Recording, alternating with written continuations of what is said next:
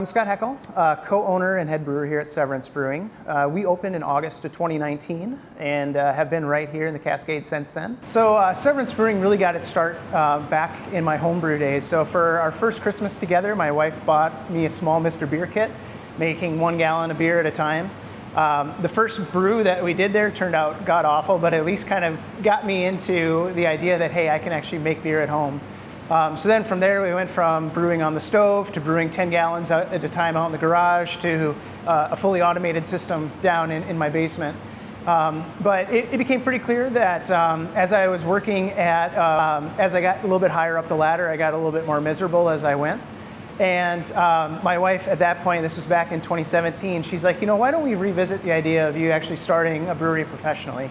So we would put a plan in action, and in 2019, I left my job at the bank, and we say that we created our own severance package. So that's where the name Severance comes in. It was severing ties in life and drink is what we like to say. So, and we bring that kind of concept into a lot of the beers we produce as well, where they may not fully align to a specified beer style, you know, because we're throwing things like fruit and herbs into beers, or we're doing things that maybe don't quite align to style, like a smoked Oktoberfest per se. But that really kind of just came into the brewery as a whole, that idea.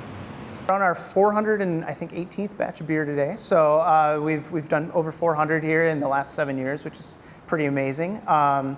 With that, we've produced anything from sour beers to light lagers to some huge IPAs and big stouts. Not only do we collaborate with a lot of the other breweries in town, but we do collaborate with a lot of other businesses and nonprofits in the area. So with folks from Bluestone, creating the Bluestone Brew, I think this is our third iteration of it, right? We started with an amber ale and decided that we wanted to move to something a little bit lighter. Our brewing process, we'll can this one up for Lallycooler and sales at the Birdcage. We've got a nice little single head canning machine here that 2 of us can run about 6 cans a minute through. A lot of times within a day or 2 of us canning it, we're taking it to the Birdcage. My name is BJ Podorowski. I'm the Business Growth and Development Manager at Bluestone Federal Credit Union here in Sioux Falls. We are super community focused, so that was kind of the push of this new idea for us. It's a little something outside the box that you normally see from a credit union. We donate $2 per can back to a local charity, so we're excited to have it this year. I knew of Lallycooler, wanted to get into that event. It worked out well. When we first decided we wanted to try this, I called 10 different breweries. And there were a few that just weren't receptive to working with outside parties. Scott jumped all over it. He's awesome here. So he invited us in. We taste tested a whole bunch of different beers, which was hard work on the Bluestone. Bluestone Brew this year is going to be a light lager.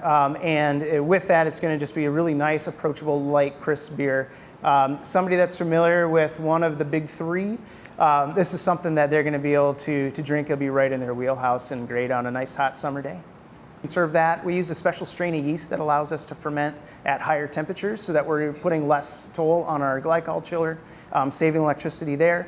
And then we are sending all of our grain out to a local farmer that uses it to feed cattle and hogs. So none of our process really goes to waste from the beginning of the brew day to the end. I mean, we're using resources from the earth, so what can we do to make sure that they're still here in the future? So we do a lot of water recycling. We've got a hot liquor tank here where we take the water that we use to cool the hot wort down that's going to be fermented into beer.